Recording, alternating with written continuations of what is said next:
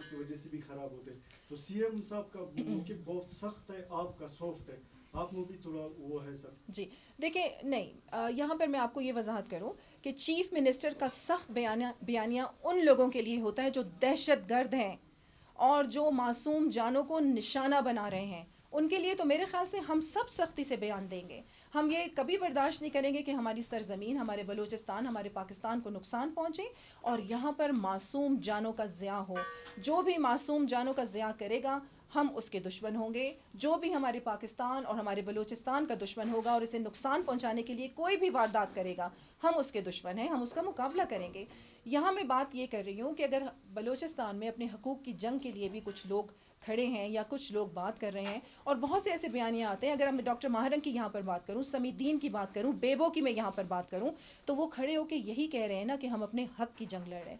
تو میں انہیں بھی یہی پیغام بار بار دے رہی ہوں کہ حقوق کی جنگ جو لڑ رہے ہیں تو آئیں ہمارے ساتھ. حقوق کی جنگ کیسے لڑی جائے گی کہ اگر آپ دیکھیں گا, اب ہم نے یہ جو اقدامات کر رہے ہیں کہ ووکیشنل ٹریننگ سینٹرز ہم نے کھولے, کیونکہ ہم نے بلوچستان کو اس کے قدموں پہ کھڑا کرنا ہے. مسائل کہاں پر آتے ہیں؟ مسائل یہاں پر آتے ہیں کہ جب آپ کے ریسورسز آپ کو نہ ملیں, آپ کے رائٹس آپ کو نہ ملیں.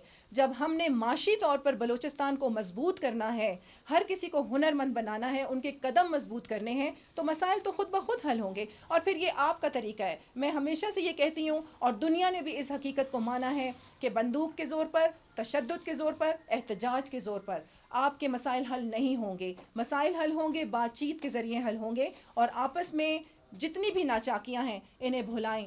ہم حقوق کی جنگ لڑ رہے ہیں, ہم سب بلوچستانی ہیں. اور جس طرح آپ نے دیکھا کہ زیادہ تر یہاں پر ہماری بلوچ بچیاں تھیں, تو میں آپ کو یہی کہوں گی کہ اگر آپ نے بلوچستان کو اس کے قدموں پہ کھڑا کرنا ہے اور بلوچوں کو ان کے حقوق دلوانے ہیں, تو باہر بیٹھ کے یا بیرونی سازشوں کا شکار ہو کر یہ کبھی بھی نہیں کر سکیں گے. آپ آئیں, بلوچستان کی سرزمین پر رہتے ہوئے ہمارے ساتھ مل کے, حکومت آپ کو بار بار دعوت دے رہی ہے کہ آپ آئیں, ہمارا ساتھ دیں, ہم مل کے بلوچستان کے حقوق اسے دلوائیں گے اور بلوچستان کو ترقی کی راہ پر گامزن کریں گے.